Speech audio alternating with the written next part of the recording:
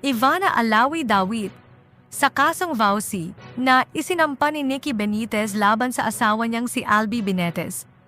Nagsampa ng kasong Violence Against Women and Children si Nikki Benitez laban sa asawa niyang si Bacolod City Mayor Albi Benitez dahil sa issue ng di umano allegedly pang-aabuso at pangangaliwa ng kanyang asawa na si Mayor Albi Benitez. Ayon sa kopya ng kasong isinampa ni Nikki Benitez, itinuro niya at kinumpirma niya dito na di umano allegedly si Ivana Alawi daw ang mistress ng kanyang asawa, na si Bacolod City Mayor Albi Benitez, na humiling daw sa kanya na maghihiwalay na sila para kay Ivana Alawi. Ayon dito, complaint affidavit, Dominic Nicky Lopez Benitez, bilang complaint of the case, laban kay Alfredo Albi Benitez sa kasong Violence Against Women and Children. Nakasaad sa reklamo ang di umano allegedly pangangaliwa ni Albi Benitez at si Ivana Alawi ang itinurong allegedly di umano mistress nito. Nagdulot daw ito ng matinding mental health, trauma at emotional damage sa kanya. Nakasaad pa dito, As a legal wife, I have every right to expect fidelity and devotion, commensurate with the commitment she herself upheld. While I heard rumors of respondents' infidelity early on, I had no proof of such facts. It was only when I received the petition for declaration of nullity of marriage filed by respondent, and after reading the admission of respondent of having fathered 2 illegitimate children, and his implied admissions of his current illicit relationship with Ivana Alawi, that I was able to confirm his marital infidelity.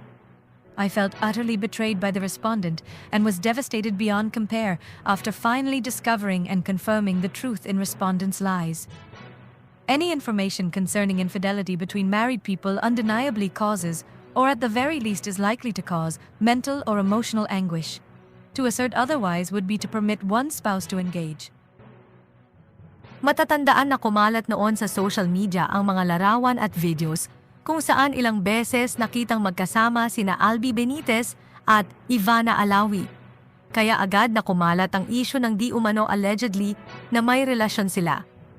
Subalit sa isang pahayag, itinanggi ni Albi Benitez ang di umano'y relasyon nila ni Ivana Alawi. I am fully aware of the video footage that has been circulating, which unfortunately does not accurately explain why I was in Tokyo. I went there on a business trip, as stated in my official travel order. Speculations involving Ms. Ivana Alawi are untrue and only serve to put malice into what was clearly a chance encounter. I'll apologize to Ms. Alawi and her family who have been unfairly dragged into issues concerning my private life. There is no truth to any and all the rumors spreading, and I am setting the record straight to avoid further hurt and damage to them. Kaugnay ng kasong isinampa na ito ni Nikki Benitez, kung saan matapang nitong itinuro, kinumpirma na si Ivana Alawi ang di umano mistress ng kanyang asawa, ay nagsalita na si Ivana Alawi sa pamamagitan ng Facebook post. Subalit agad niya itong binura pero mabilis itong kumalat sa social media. There are posts and issues involving my name? I try to stay quiet at dumedma na lang dahil sa paniniwala ko na hindi ako dapat magsalita lalo kapag alam ko na wala akong ginagawang masama. But because of the false accusations and hurtful words that are being thrown to my mom and Mona, kinailangan ko nang linawin ang mga bagay. This will be the first and last time na magsasalita ako tungkol dito. Hindi po ako ang nasasabing girlfriend ni Mayor Albi Benitez. I met him when I had work in Bacolod. He was very accommodating and friendly. At hindi lang siya ang politikong nakilala ko at naging kaibigan. I'm currently seeing someone who makes me happy.